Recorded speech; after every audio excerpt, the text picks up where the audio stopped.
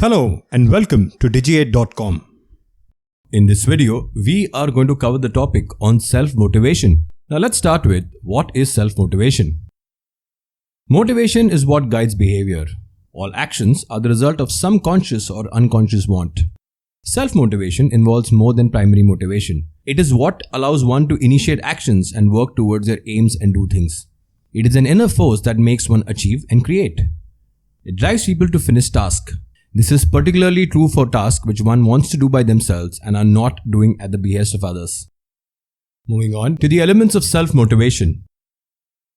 First, positivity or persistence. Positivity is a capacity to focus on the good things. It is the ability to be optimistic. Persistence or resilience is a capacity to bounce back after coming across a hurdle. It is staying positive when things are not going well.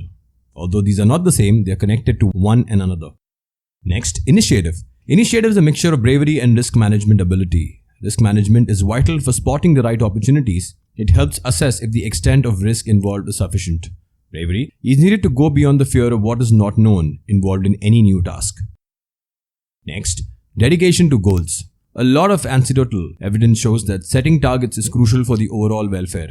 Someone who wants to pursue a happy life should attach it to an aim and not to objects or other people.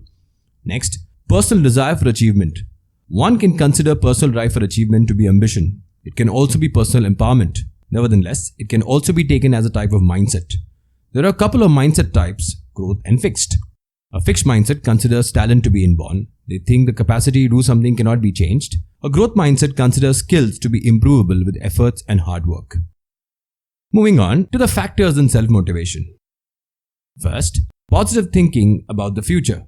Positive thinking is connected to self-confidence as far as self-motivation is concerned. An optimistic outlook is needed. It helps people pull through when they are about to accept failure. A belief that things are not or will not go down well can itself cause things to go wrong. Next, self-efficacy and self-confidence. Self-motivation involves being self-assured. One must be confident of oneself and their efficiency. Self-assured people set complex tasks for themselves. When things are not going well, it allows one to be resilient. Self-confidence allows one to think that they can succeed. One can also enjoy and recognize their achievements. Next, motivating surroundings. This step entails keeping the company of people and resources which make sure one does not forget their goals. They assist with internal motivation. These are outer influences, they bring external motivation. This is distinct from internal factors. And finally, strong and focused goals. When deciding on a target, one has to make a promise to themselves. The benefit is that there is clarity in direction. Another benefit is that one is motivated to keep the promise made to oneself.